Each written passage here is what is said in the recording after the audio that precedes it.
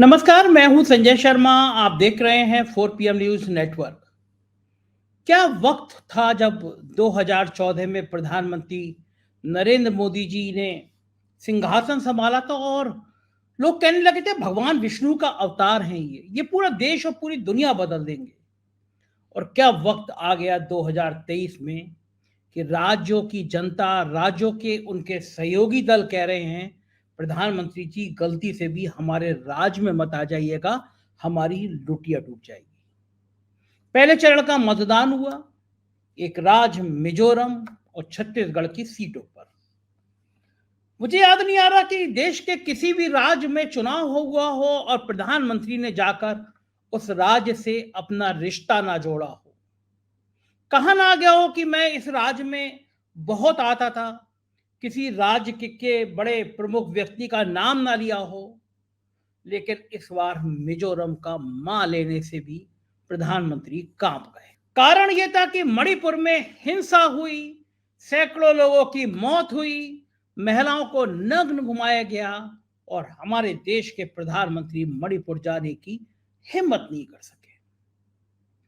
पूरी दुनिया में आलोचना हुई कि भारत को क्या हो गया है, गांधी और बुद्ध के देश में क्या हो गया है, क्यों हो रही है हिंसा। प्रधानमंत्री मौन रहे। अमेरिका गए, पहली प्रेस कॉन्फ्रेंस करी, वहां भी सवाल हुआ, लेकिन प्रधानमंत्री मौन रहे।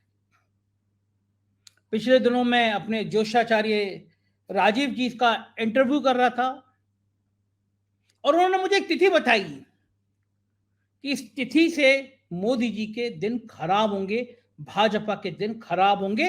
5 राज्यों के चुनाव के बाद क्या होगा ये उन्होंने बताया। मैं अभी आगे आपको सुनवाऊंगा। लेकिन पहले चरण से जो संकेत मिल रहे हैं, पहले चरण की जो बातें सामने आ रही हैं, वो साफ साफ बता रही हैं कि प्रधानमंत्री जी और भारतीय जनता पार्टी को इस बार 2024 में बहुत बड़ी मुसीबतों का सामना करना पड़ेगा। दरअसल नॉर्थ ईस्ट में भाजपा ने और संघ ने बहुत काम किया था, बहुत वातावरण तैयार किया था, लेकिन मणिपुर की हिंसा के बाद उपजे हालातों ने खास तौर से नॉर्थ ईस्ट में भाजपा और मोदी जी के लिए एक गुस्सा पैदा कर दिया है। और वो गुस्सा आदिवासी इलाकों में है। आदिवासियों को लग रहा है कि उनकी जमीनों को छीना जा रहा है, उन्हें बेदखल किया जा रहा है और उद्योगपतियों को यहां लाकर बसाया जा रहा है। इसकी पूरी रूपरेखा बन रही है। खनन, औद्योगिक विकास, ऐसे तमाम बड़े मुद्दे हैं जो आदिवासियों को डरा रहे हैं। उनको लग रहा है कि उन्हें कहीं ना कहीं विस्थापित करने की ये साजिश है। और भाजपा को अब यह डर सता रहा है कि आदिवासियों का जो गुस्सा है वो 2024 में सामने ना आ जाए। देश में आदिवासियों की जो संख्या है वो बहुत बड़ी है। आदिवासियों के रुख से भाजपा का सब कुछ उल्टा पुल्टा हो सकता है। राहुल गांधी ने आदिवासियों का मुद्दा आदिवासी बनाम वनवासी कहकर पहले छेड़ा था, जिसके तार, जिसकी आग की लपटें भाजपा को झुलसा भी सकती हैं। छत्तीसगढ़ में देखा, आज पहले चरण का मतदान हुआ। टीम है मेरी वहां पे, उन्होंने बताया कि बहुत गुस्से में है लोग। आदिवासियों के इलाके से गुस्से की खबरें आ रही हैं। छुटपुट हिंसा के बीच हुए इस मतदान ने आदिवासियों के जो संदेश आ रहे हैं वो भारतीय जनता पार्टी के लिए खतरनाक है। नॉर्थ ईस्ट के आदिवासियों का संदेश पूरे देश में चला गया है। भाजपा के लिए अब उतनी मुलायम धरती रही नहीं है। मैं दिल्ली आया हुआ था, कुछ बुद्धिजीवियों से मिला, देश के हालातों पे चर्चा हुई और एक बात सब महसूस कर रहे हैं, चाहे वो गरीब वर्ग हो, चाहे वो मध्यम वर्गीय वर्ग हो, चाहे वो दलित हो, चाहे वो पिछड़ा हो, यहां पर एक गुस्सा है, महंगाई को लेकर है, देश के हालातों को लेकर है। मध्य प्रदेश और छत्तीसगढ़ अब भाजपा के लिए दूर की कौड़ी होता जा रहा है। राजस्थान में जिस तरह वसुंधरा राजे को किनारे किया गया, फिर जोड़ा गया, फिर किनारे किया गया, फिर जोड़ा गया और फिर बाद में साहब को समझ आ गया कि बिना वसुंधरा के सत्ता हासिल नहीं हो सकती, लेकिन तब तक बहुत देरी हो चुकी थी। साहब का ये गुरूर, साहब का ये अहंकार कि भाजपा का कोई नेता उनके कद के बराबर नहीं है, राजस्थान में ये नुकसान पहुंचा गया। मैं बहुत लंबे समय के बाद राजस्थान एक ऐसा राज्य देख रहा हूं जहां पे सरकार अपने डेवलपमेंट के काम पर लड़ रही है। बहुत कोशिश की गई। उत्तर प्रदेश के मुख्यमंत्री योगी आदित्यनाथ ने तो वहां जाके इजराइल, हमास हमास सब कहना शुरू कर दिया। हमास के आतंकियों का सफाया, हनुमान जी की गदा करेगी, इस तरह के डायलॉग भी बोल दिए गए। कन्हैया लाल दर्जी की हत्या का भी जिक्र हुआ। सब जानते हैं कि ये कौन सा बेस बनाया जा रहा था, कौन सा धरातल बनाया जा रहा था। मैंने सवाल पूछा कि अमेरिका ने हमास को आतंकवादी देश घोषित कर दिया, चुनावों के मंच पर, गोदी मीडिया के फोरम पर, टीवी चैनलों पर दिन भर इजराइल का युद्ध दिखा के हमास के बहाने मुसलमानों को टारगेट किया जा रहा है। क्या भारत ने हमास को आतंकी संगठन घोषित कर दिया? बड़ा सवाल है। पूछिए, आप उन भक्तों से पूछिए जो आपको व्हाट्सएप मैसेज कर रहे हैं कि हमास को आतंकी देश घोषित करने में साहब की सरकार को पसीने क्यों आ रहे हैं? क्या डर है, क्या खौफ है? हमने ऐतिहासिक गलती करी। भारत कह सकता था कि हम इजराइल और फिलिस्तीन के युद्ध को रोकने के लिए एक बीच की संधि के लिए हम खड़े हो सकते हैं। हम बुद्ध के देश हैं, हम शांति और अहिंसा की बात कर सकते हैं।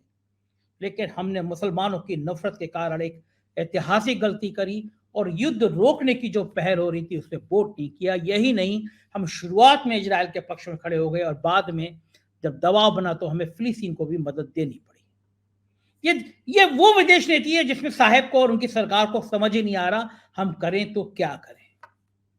राजस्थान मेरे लिए भी बड़ा कौतूहल का विषय था कि राजस्थान में क्या वाकई में सरकार की नीतियां इतनी अच्छी हैं? क्या वास्तव में राजस्थान में जो कहा जा रहा है वही हो रहा है? मेरे रिपोर्टर हैं क्षितिज कांत, मैंने इनको भेजा राजस्थान। लगातार 1 महीने तक ये राजस्थान के अलग अलग जगह पे गए।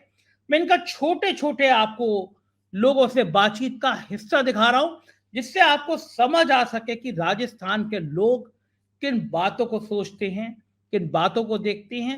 ये हिस्सा देखिए, फिर मैं राजीव नारायण जी की भविष्यवाणी पे कुछ बात करूंगा। मोदी जी इंडा खाएंगे और हमारा सरकार अशोक गहलोत जी आएंगे। मोदी जी का क्या होगा? वो मोदी जी है ना, वो झाड़ू लेकर झाड़ू सफाई करेंगे। ये क्यों पसंद करते हो? अशोक गहलोत को क्यों पसंद करते हमारा अशोक गहलोत ठेठ तक हमारा साथ दिया है। अशोक गहलोत जी हो? ने क्या साथ दिया? बहुत साथ दिया है। हमारे गरीबों को, हमको गेहूं फ्री में दे रहे हैं, हमारे किट चालू करवा दिए, हमको हर महीने 2-2 हजार रुपए खाते में डालते हैं, सब कुछ करते हैं। हमारे किट चालू कर दिए, हमारे सब कुछ कर रहे हैं। हमारा अशोक गहलोत जी है, जो हमारे सब अशोक गहलोत जी है। योजनाओं ने हिला दिया भाजपा। बस अब आएगा तो अशोक गहलोत जी आएंगे, नहीं तो कोई नहीं आएगा। देख लेना, ये हमारा अशोक गहलोत जी। देखो, हमने कभी सपने में भी नहीं सोचा था कि हमको फोन मिलेगा। क्या जो हमको फोन दिया है, हमने सपने में भी नहीं सोचा था।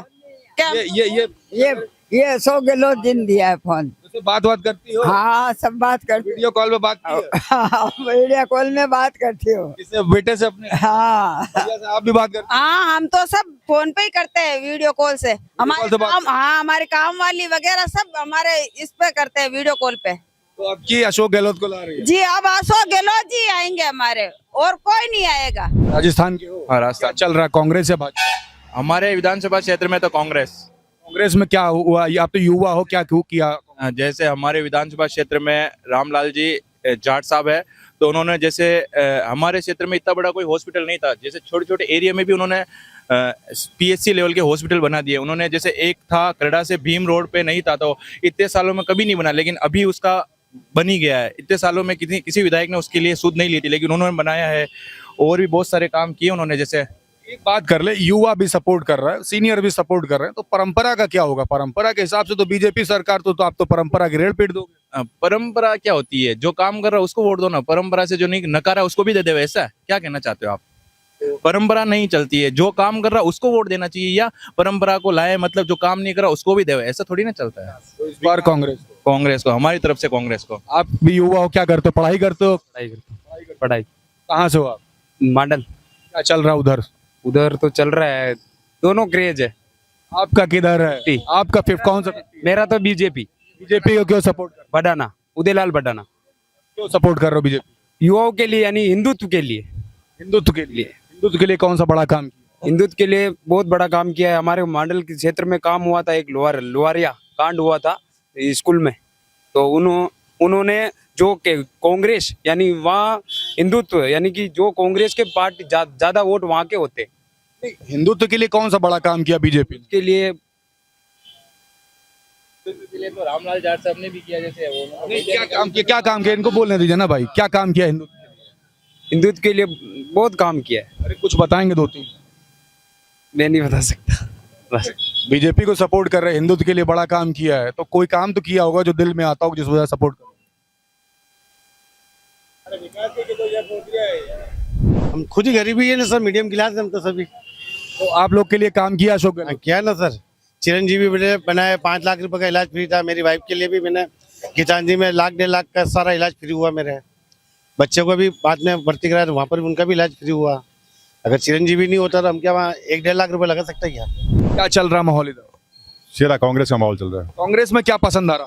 कांग्रेस की जो योजना है सबसे बढ़िया है। क्या क्या योजनाओं का लाभ मिला लोगों को? बहुत लोगों को मिला है। क्या क्या कुछ बताएंगे? हर चीज के अंदर है, एजुकेशन के अंदर है, बुजुर्गों को पेंशन है, सबसे बड़ा मेडिकल का चिरंजीवी इंश्योरेंस है, दुर्घटना बीमा है, सबसे ज्यादा फायदेमंद हुआ है। ये तो सीट रही है कांग्रेस की, और अशोक गहलोत यहाँ पर चुनाव भी लड़े थे, मुख्यमंत्री बने थे। इस बार क्या लग रहा है, क्या होने वाला, यहाँ का माहौल क्या है? इस बार अब की बार तो पिछली बार 45,000 से जीते थे, अब की 1.25 लाख से जीतेंगे। क्योंकि अब की बार इस सरदारपुरा एरिया में इतना विकास जोधपुर में किया है, राजस्थान में किया है विकास उन्होंने, मगर जो हमारे यहाँ की जो मेन समस्या थी पट्टों की, जो 60 साल से परेशान थे, तो अब की बार हमारे लिए पट्टे बनवाए उन्होंने, और गरीबों को, महिलाओं को मोबाइल दिए। चिरंजीवी की योजना का इतना गजब लाभ मिला है कि एक खाली जन आधार कार्ड लेके हॉस्पिटल जाते हैं तो उसको 1 से लगा के 25 लाख तक की सब दवाएं मुफ्त है, और ऑपरेशन तक, भले चाहे किडनी ट्रांसप्लांट हो, हार्ट का हो, या कोई भी इलाज करा लो। तो ये सबसे बड़ी योजना, सबसे चिरंजीवी योजना जो है, ये सबसे महत्वपूर्ण है। कांग्रेस में क्या पसंद आया आपको?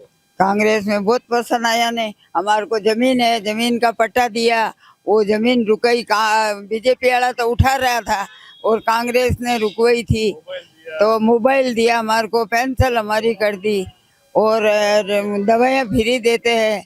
और क्या कांग्रेस से चाहते हैं? गेहूँ फ्री मिले, और क्या देवेगा? तो आप कांग्रेस को पसंद करते हो? मैं तो कांग्रेस को पसंद करूँ साहब, बीजेपी वाला लेड़े नहीं लो। क्या चल रहा माहौल, कांग्रेस का या भाजपा? कांग्रेस का चल रहा है। कांग्रेस में क्या चीजें पसंद है? कांग्रेस में सर काम बहुत अच्छा किया इन्होंने। क्या क्या काम कर दिया आपके फेवर में? ये मतलब अभी जो राशन में सब्सिडी वगैरह और ये बिजली का बिल वगैरह, इसमें बहुत अच्छा काम किया उन्होंने। दोनों से खुश हुआ? हाँ, दोनों से खुश हैं सर बहुत। बिजली के बिल में भाई बताते हैं कि पहले ज्यादा होता था, अब जस्ट आधा हो गया। नहीं, ऐसा कुछ नहीं है, आता तो बरोबर ही है, लेकिन जिनके सब्सिडी है उनको इसका लाभ मिलता है। खुश है इस वजह? हाँ ठीक है सर। तो इस बार गहलोत? हाँ, गहलोत बिल्कुल। परंपरा कहती है कि भाजपा की सरकार बननी चाहिए। भाजपा की देखो, अगर जिसकी वोटिंग ज्यादा होगी वो जीतेगा, लेकिन पक्ष ज्यादा कांग्रेस का है। ज्यादा कांग्रेस का। भाई आप क्या कहेंगे, कांग्रेस या भाजपा? मैं तो ये कहूँगा जो काम करेगा वही होगा आगे, चाहे भाजपा आए चाहे कांग्रेस आए, कोई भी आए, काम कराना चाहिए। काम कराना चाहिए। रोजगार मिलना चाहिए हर इंसान को, और काम धंधा फुल रहेगा तो हर इंसान खुश रहेगा। अच्छा, यहाँ बात करें, राज्य सरकार तो हमारी कांग्रेस की है, केंद्र सरकार भाजपा की है। प्रधानमंत्री नरेंद्र मोदी साहब कहते हैं कि 9 साल बेमिसाल रहे। यहाँ गहलोत ने भी एक तरीके से पिटारा खोल दिया आम जनता के लिए।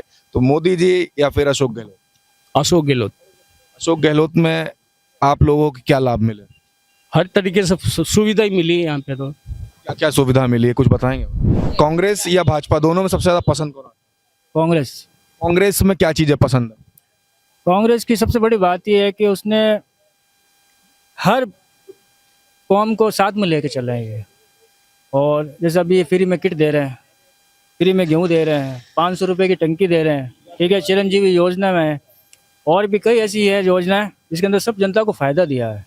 इसके अंदर कोई दो की बात है ही नहीं। तो ब्राह्मण समाज क्या इस बार सोच रहा है और जैन समाज क्या? बिल्कुल, इस बार हमने सोच रखा है गौरव वल्लभ जी को ही लाएंगे, क्योंकि क्या है, एक बीजेपी में हमने देख लिया है कि वो कभी हमारा कोई उद्धार नहीं हुआ है।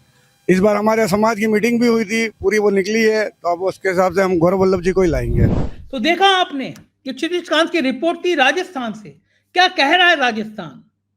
और ये जो राजस्थान के लोगों की बातें हैं, इस तरह की बातें अब देश के अलग अलग कोने से हो रही हैं। मैं आपसे ये नहीं कहता कि आप ज्योतिष पे यकीन करिए, आपको यकीन है तो करिए, नहीं हो तो मत करिए, मुझे है। राजीव नारायण जी ने कहा कि प्रियंका और राहुल के ग्रह अच्छे होंगे उस ग्रहण के बाद, जो चंद्र ग्रहण पड़ा था पिछले दिनों, और ये कहा था 3 तारीख के नतीजों के बाद साहिब के लिए परेशानी बढ़ जाएगी। मुझे नहीं पता कि 3 तारीख को क्या नतीजे आएंगे, क्या परेशानियां होंगी, लेकिन संकेत मिल रहे हैं। साहिब की सत्ता को चुनौती देने वाले संकेत मिल रहे हैं। गडकरी जी का खेल समझ आ रहा है, गडकरी और मोदी की लड़ाई सामने आ रही है। सुनाता हूं राजीव जी से कुछ दिनों पहले जो इंटरव्यू किया था। आइए चलते हैं सीधे उस इंटरव्यू के उस अंश के पास। यानी कि अगर राजा अहंकारी हो तो प्रजा कष्ट पाती है, क्योंकि राजा उस प्रजा ने उसको समर्थन दिया था। तो इसी तरह अपने देश में भी हम जो हालात हम देख रहे हैं कि जो पब्लिक है उसको ये सोचना चाहिए कि आपके राजा का व्यक्तित्व बिहेवियर कैसा है। हिंसा की बात करने वाला, समाज को बांटने वाली पार्टी और नेताओं का बहिष्कार करना है। आपके चुनाव आने वाले हैं तो आपको मां दुर्गा का आशीर्वाद मिलने वाला है। अगर आप निंदा, कटुता, झूठ, असत्य, बहरूपियापन इसको बढ़ावा दोगे तो मां का आपको आशीर्वाद कतई ही नहीं मिलेगा। मोदी जी की सत्ता के लिए, क्योंकि हम जब ग्रहण की बात करते हैं तो हमने कहा राजा और प्रजा दोनों को कष्ट आता है। तो राजा का अर्थ यहां पर केंद्र का राजा माना जाता है, देश का राजा। वहां पर प्रदेश का राजा नहीं बात कर रहे हैं हम, देश का राजा। तो देश के राजा के लिए ये दोनों ग्रहण अपमान की स्थिति ला रहे हैं। उनकी सत्ता को भी चुनौती मिलने वाली है इन 5 राज्यों के परिणाम आने के बाद। आप सीधा कह रहे हैं कि इन 5 राज्यों के चुनाव के बाद मोदी जी की सत्ता को, मोदी जी की कुर्सी को चुनौती मिल रही है। इसको जरा स्पष्ट करिए, विपक्ष से मिल रही है या फिर अपने अंदर से बीजेपी से ही मिल रही है? भाई अपने अंदर से ही। मैंने आपका हर प्रोग्राम में कहा था कि भाई बीजेपी में जो है बेसिकली इनफाइटिंग और अपोजिशन और डिवीजन पार्टी का विघटन होने वाला है। ये मैंने हर प्रोग्राम में 4-5 प्रोग्राम से बराबर कह रहा हूं। वो इसलिए कह रहा हूं कि तीसरा घर सहयोग का होता है, उसमें सारे पाप ग्रह इकट्ठे हैं। चंद्रमा में शनि में राहु की दशा चल रही है, तो तीसरे घर में इतने पाप ग्रह बैठे हुए हैं कि जिससे विघटन आ रहा है। और लगातार आप लोगों को मीडिया के लोग बता भी रहे हैं कि किस तरह से अपोजिशन हो रहा है, वहां हर स्टेट में ही हो रहा है, हर स्टेट में हो रहा है। तो उसका नतीजा यह है कि वो लोग सब लोग वेट एंड वॉच मोड में हैं कि 3 तारीख को जो रिजल्ट आएंगे तो वो अटैक करने का उनको मौका मिलेगा। तो ये केंद्र की सत्ता के लिए चुनौती है 3 दिसंबर के बाद। तो ये 2 ग्रहणों का प्रभाव ये पड़ा कि मैं अब एलोबरेट कर देता हूं। दुनिया का सबसे बड़ा शक्तिशाली देश अमेरिका, उसका राजा कौन? President Joy Biden. उसके लिए अच्छा समय नहीं है, वो मैंने भविष्यवाणी कर दी, गए, वो अब अगली बार नहीं आते। दूसरी बात, नेतन्याहू इजराइल के, वो भी गए, उनका भी बोरिया बिस्तर बंद रहेगा। तीसरे हमारे यहाँ के देश के, क्योंकि वो हमारा टॉरस लगन में ये सूर्य ग्रहण पड़ रहा है, तो सूर्य ग्रहण पड़ रहा है मतलब हमारे देश के राजा के लिए ग्रहण वाला है। और उनकी जो पॉलिसी है, देखिए आनंद फानंद में क्या हुआ आपको याद होगा, पेपर में देखा। पहले तो हमास को उन्होंने, आतंकवाद को उन्होंने क्रिटिसाइज किया, इजराइल का समर्थन किया, लेकिन कल आज में स्टेटमेंट चेंज हुआ, फिलिस्तीन का भी समर्थन करते नजर आए। लेकिन जैसा आपने बात कही थी, वास्तव में सच बात है भाई। आज वीडियो यूट्यूब की वजह से, सोशल मीडिया की वजह से, इवन मुझे भी ट्रुथ पता लगा कि भाई इस लड़ाई का कॉज क्या था, भाई रूट क्या है। रूट यह है कि वो फिलिस्तीनी लोगों की जगह थी, जूस को वहां पर जबरदस्ती बसाया गया। सिर्फ अमेरिका की ये कोशिश और वेस्टर्न कंट्रीज की क्रिश्चियनिटी की ये कोशिश थी कि अरब देशों के बीच में अपना एक पिट्ठू बैठाने की बात थी, और सारे के सारे लोग उसको मदद कर रहे हैं। आज उसने सब जगह पर जो है मारामारी करके लैंड पे कब्जा कर लिया। हमारे आपके मकान पर अगर कोई ताकतवर आदमी कब्जा कर ले तो हमें कैसा महसूस होगा, ये देखिए। तो आतंकवाद देखिए अपने आप में कोई चीज वो नई चीज नहीं है। आतंकवाद यह बेसिकली रिसेंटमेंट है कि जब आप किसी को जरूरत से ज्यादा दबाते हो तो कहीं ना कहीं क्रोध के रूप में निकलता। भाई इंसान ये सोचता है मरता क्या ना करता, जब मैं मर ही रहा हूं तो मार के ही मरूंगा। तो इस वजह से दुनिया भर में जो आतंकवाद जो बढ़ रहा है वो सत्ता के स्वार्थ के कारण बढ़ रहा है। राजीव जी, ये तो मैंने अपने 2 दिन पहले वीडियो में भी कहा था कि हमने एक ऐतिहासिक गलती कर दी।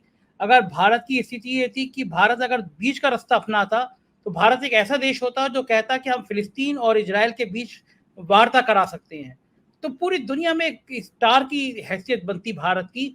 हमने आनन फानन में उनको दिखाई दिया सोशल मीडिया पे, कुछ गोदी मीडिया के पत्रकार तुल गए, हमास की तुलना मुसलमानों से करने लगे, कुछ गोदी मीडिया के पत्रकार भारत में भी कहने लगे भारत में भी हमास की मानसिकता है। मतलब अंधाधुंध दौड़ हो गई कि हमास के बहाने मुसलमानों को, बुरा भला को, मुसलमानों को, अपशब्द को ये होड़ लग गई।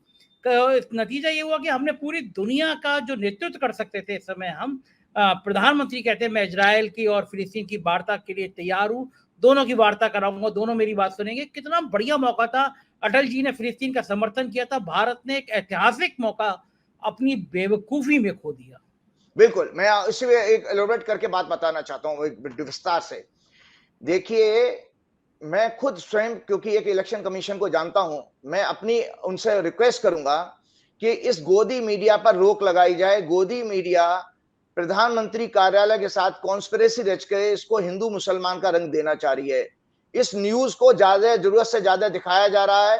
इसको बेसिकली मुस्लिम्स को विलेन दिखा करके कोशिश करने की कोशिश, ये गलत बात है। इससे चुनाव प्रभावित होते हैं क्योंकि चुनाव में आचार संहिता लग चुकी है। तो मैं आपके चैनल पर दर्शकों को कमिट करता हूं कि मैं उन इलेक्शन कमीशन से कमिश्नर से रिक्वेस्ट करूंगा कि गोदी मीडिया पर अंकुश लगाएं, ये न्यूज ज्यादा ना चलाई जाए, या उसकी भाषा बदलनी चाहिए कि ये उसको मुसलमान उसका ना करके दें। और इसके अलावा आपको बता रहा हूं कि गोदी मीडिया की बात यह देखिए कि गोदी मीडिया ने बहुत सारी न्यूजें चलाई कि वो हमारे मोदी जी विश्व गुरु हैं, वो जेलेंस्की ने भी, यूक्रेन के नेता ने भी बात करी, पुतिन ने भी बात करी। ये सब प्लांटेड न्यूज होती हैं, याद रखिएगा। किसी ने किसी से बात नहीं करी। अगर आपके नेता इतने ही विश्व गुरु थे तो अभी तो 1.5 साल से युद्ध चल रहा, क्यों नहीं बंद करा पाए? वो अगर इतना, ये सब बकवास बात है, केवल अपनी ब्रांडिंग करने के लिए, कुछ नहीं। कोई किसी की नहीं सुन रहा है, कोई किसी की नहीं सुन रहा है। और देखिए, इसमें चाइना का इनडायरेक्ट इन्वॉल्वमेंट आ रहा है ये, और रशिया ने भी, आप देखिए इस युद्ध में, इजराइल और हमास वाले युद्ध के में रशिया ने भी वार्निंग दे दी है इनको कि भाई सिविलियंस की डेथ नहीं होनी चाहिए। लेकिन जिस तरह से अमानवीय, संजय जी, ये दुनिया के, मेरे, आपके और जितने दर्शक हैं हमारी एज के, हमसे बुजुर्ग और हमारी नई जनरेशन पीछे, सब लोगों के लिए बड़ी दुखदाई है। आप गाजा पट्टी की तस्वीरें देखिए, बिजली काट दी गई है, दूध पानी सब बंद करिए। मतलब वहां पर जो 23 लाख की आबादी, अब 23 लाख को मारने के चक्कर में हो। इस तरह का तो दुश्मन के साथ भी व्यवहार नहीं किया जाता। जो कुछ हो रहा है इसकी सबको निंदा करनी चाहिए कि ये गलत हो रहा है, और विश्व की कम्युनिटी को, यूनाइटेड नेशन को इसमें आगे आकर बिल्कुल इस युद्ध को रुकवाना चाहिए, जो कि गिरोह के कारण हमास ने जो किया वो निंदनीय था। लेकिन अब इजराइल जो कर रहा है, महिलाओं बच्चों पे हमले कर रहा है, डायरेक्ट रॉकेट लॉन्चर कर रहा है, वो भी गलत है, बिल्कुल करना चाहिए। राजीव जी, इससे अलग हटके आखिरी सवाल, राहुल गांधी का इन 5 राज्यों के चुनाव के नतीजों के बाद कद बढ़ेगा, कम होगा, क्या परिवर्तन होगा? देखिए, मैंने आपको पहले ही कहा, राहुल गांधी के साथ साथ मैंने प्रियंका गांधी की हॉरोस्कोप भी आपके चैनल पे डिस्कस की थी। 2 सितंबर से प्रियंका की हॉरोस्कोप जबरदस्त है। प्लस राहुल गांधी की हॉरोस्कोप में भी मैंने कहा था कि राहुल गांधी की 30 अक्टूबर को राहु उनके 6वें घर में आ जाएगा, जो 6वां घर शत्रु का होता है, शत्रुहंता। तो राहुल जो है की जो इमेज, जो पर्सनैलिटी है, वो दया करुणा वाली है। जिस तरह से पूरे संसार में इस समय हिंसा हिंसा हिंसा, तो आपको मैं बता रहा हूं, मैंने पहले ही आपके प्रोग्राम में कहा था कि आज विश्व को कोई अगर नेता पसंद आएगा तो वो प्रेम और सदाचार की, मित्रता की, सहयोग की बात करने वाला। तो राहुल गांधी की छवि पूरे विश्व में पसंद की जाएगी आपको, नॉट ओनली इन इंडिया, पूरे विश्व में वे एक बहुत अच्छे नेता के रूप में देखे जाएंगे, एक मैच्योर्ड पर्सनैलिटी के रूप में देखे जाएंगे। तो ये राहुल का कद इंटरनेशनल, ग्लोबल होने वाला है। और प्रियंका की जो ऑरा है वो राज्यों के चुनाव जिताने में बहुत मदद करेगी, जिससे प्रियंका का कद बढ़ेगा। ये थे राजीव नारायण जी, ये अपनी शैली में बात कहते हैं, लोगों को बहुत पसंद आते हैं। मैं कह नहीं सकता कि 3 दिसंबर को क्या होने जा रहा है, लेकिन ये बात सही है कि साहिब के लिए अब परिस्थितियां अनुकूल नहीं है। राजा की सत्ता का हिलने का वक्त आ गया। राजा का झोला उठेगा या नहीं उठेगा, 3 दिसंबर और 2024 को पता चल जाएगा। लेकिन ये बात तय है कि देश के लोग जागरूक हो गए हैं। अब वो झूठे आश्वासनों, कोरी बातों में नहीं आते, वो धरातल पे बात करना चाहते हैं, वो हकीकत पे बात करना चाहते हैं। आप क्या सोचते हैं मुझे कमेंट करके जरूर बताइएगा। मुझे आपकी राय का इंतजार रहेगा। शुक्रिया, थैंक यू।